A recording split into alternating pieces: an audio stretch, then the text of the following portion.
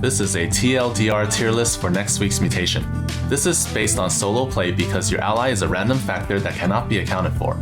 Also, this is based on above average co-op knowledge. Mechanical skill is not that important in co-op. Adjust these rankings based on your own knowledge and skill level. Alright, let's get started. First we have Tychus. He's the easy solo guy. He is S because P3 is very good. You can use the Odin the last 2 minutes with full mastery at every ship, and the ship timing is 2 minutes. So you basically give him a rattlesnake healing stick and he just never dies. Oh yeah, and you can use Blaze on the other side too. So 2 angles, Blaze plus Odin plus rattlesnake healing stick, you kill everything. Statman is S as well. You can use P3 for the Chomp Chomp, and then you can use Ultralisks. No matter what prestige you use Ultralisks, and then you basically overcharge to prevent them from transmutating, etc. No big deal. Dehaka is also very good. You can send creeper hosts to clear areas. You can use Tyrannosaurs to heal up. You can use Guardians if you want, but the Blizzards will be a little bit more annoying. So P1 is good here. P2 with like Creeper Host Assistance can also be good.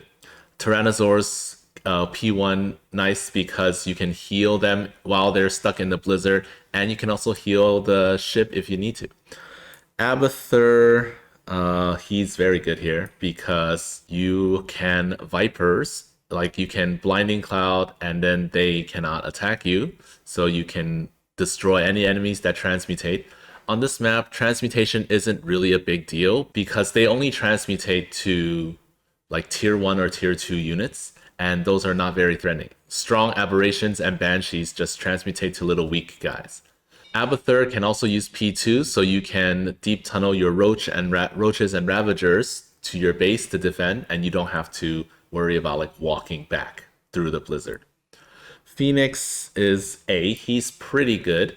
His problem is that it's hard to reinforce and your units have to kind of move around. So if you F2 your units, they're gonna get stuck in the Blizzard, so you have to like rally them to a certain spot, then teleport them in. I would use P1 for this one and then just like have a conservator at the ship and warp in reinforcements to help defend. Swan is very good because you can just use cooldowns, clear an area, teleport a Herc over, make lots of structures, and then they will survive the Blizzard. And you can also drop tanks and then have tanks like micro the tanks around so that they don't get caught in the Blizzard. Manx also S because ESOs are good. You just blast everything from home, drop some bunkers onto the field, and then defend the ships.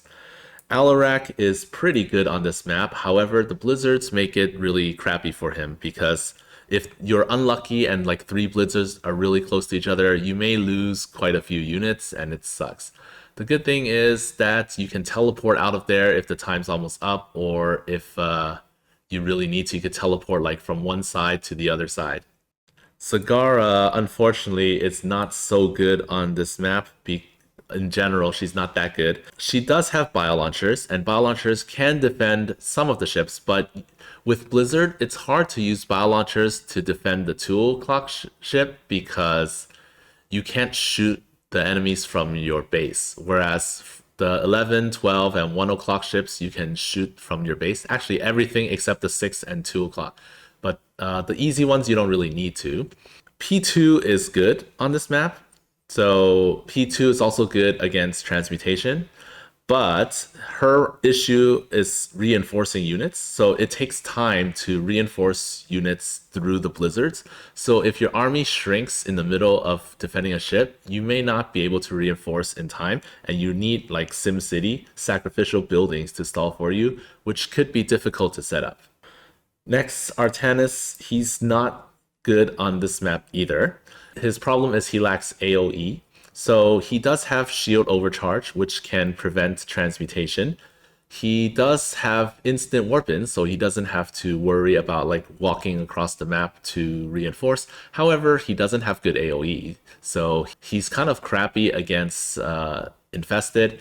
And if you're not using Tempest, then you have to walk through Blizzards. Dragoons are pretty crappy. They can survive the blizzard, but they don't fight infested very well. So it's just all around not great.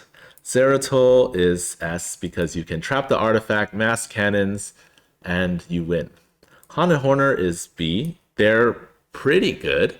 The best unit they have for this one is Hellbats. So Hellbats, if they die, they don't trigger transmutation. Han units don't trigger transmutation when they die because they have the death effect.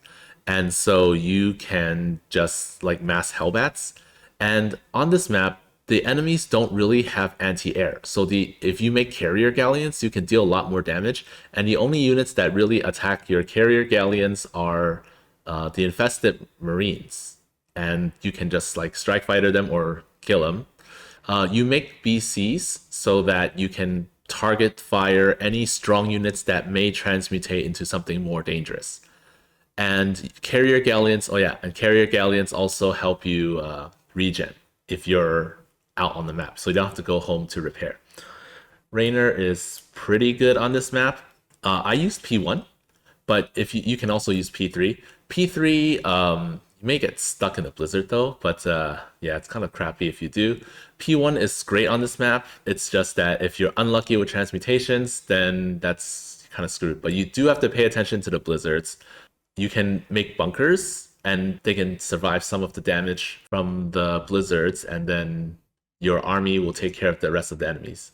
Karax is S because repair beam is good. You use you use purifier beam and then you destroy things, destroy an encampment, or you can use solar lance, destroy an encampment, or you can just mass like immortal plus colossi, and that also works too.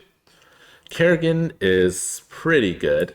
Her issue is that if the attack waves come with like battle cruisers and heavy air units, there may be a bit of trouble since your immobilization waves are mostly going to be used to defend the ships, not the attack waves.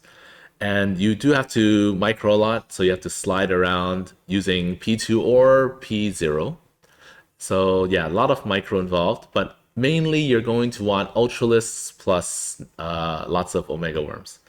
Nova is pretty good. Her issue is that the blizzards. So she can poke down, defend ships, destroy any transmutated units pretty quickly.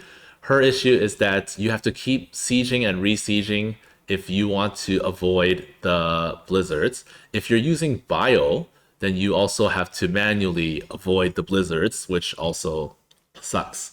And if you're unfortunate and you get caught in a blizzard and they die, that's also pretty crappy. The good thing is you do have airlift. Vorazun is pretty good. The issue she has is detection, so enemy detection.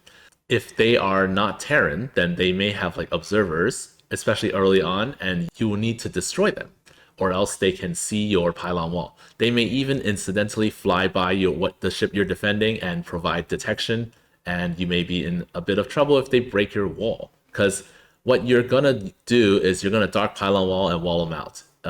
It's much easier to do that than to fight them. Which, of course, the dark pylon wall itself requires a bit of special strategy that many people may not be familiar with. If you're not sure how to do it, then you can watch my runs with Vorazun on this map. Stukov, unfortunately, even with P1, transmutation is not great.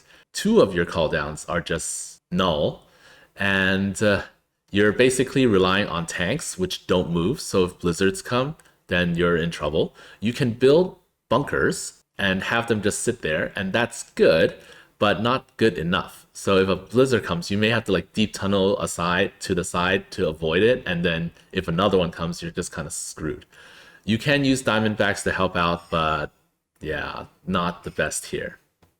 That's it for this tier list. You can extrapolate this info to your duel runs. Good luck with the mutation!